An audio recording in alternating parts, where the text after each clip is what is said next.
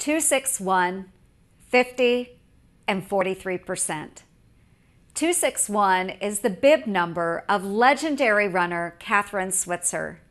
This number will long reign as a sign of revolutionizing the world of running and sports for women.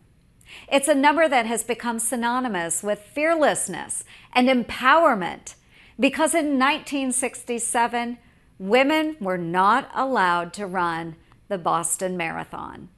In fact, distance running was viewed as damaging to women's health and femininity.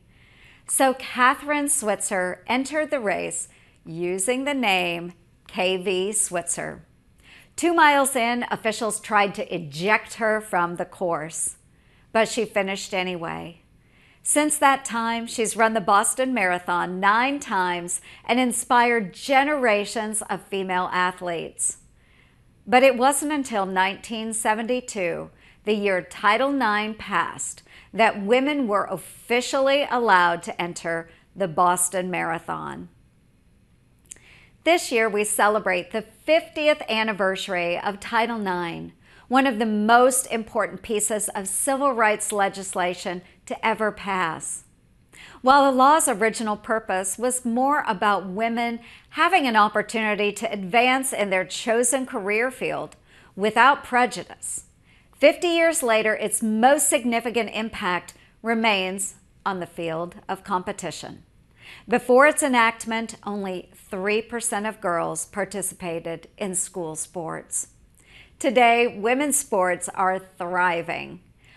43% of girls participate in school sports, and in the 2021 Tokyo Summer Olympics, U.S. women accounted for 22 of our country's 39 gold medals. But now it's like we're turning back time because under Democratic control in Washington, fair competition and equal opportunity are under threat. The profound progress made by women across this country is under attack by the rise of gender identity ideology. An ideology that says men who believe they are women ought to be able to compete as women, despite the obvious physiological and biological differences. In fact, the Biden administration's Department of Education has proposed a new interpretation of Title IX to unilaterally expand the prohibition against discrimination based on sex to include gender identity. Under this rule, any man who self-identifies as a woman would be protected by Title IX. This would gut the law's intention of providing equal funding to educational opportunities for women and erase 5 decades of progress. Biology and common sense will tell you this is fundamentally unfair to women and girls. Physiological distinctions between sexes matter in protecting equal opportunity. Even the International Swimming Federation figured it out earlier this week. They are taking the logical step to restrict biological males from competing in elite women's aquatics.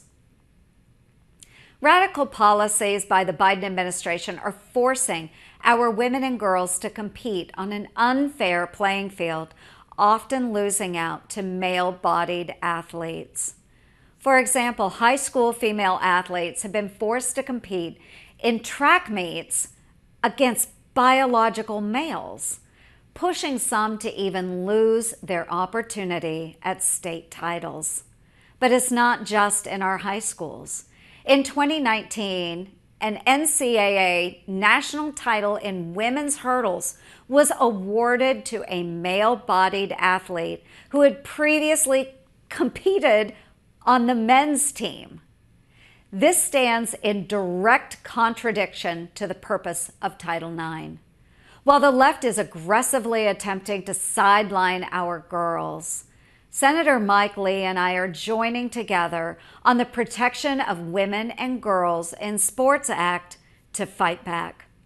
This important legislation would ensure that Title IX provisions relating to athletics treat sex as based solely on a person's reproductive biology and their genetics at birth. Folks, it is incredible to me that we're even having to debate the fact that men are not women.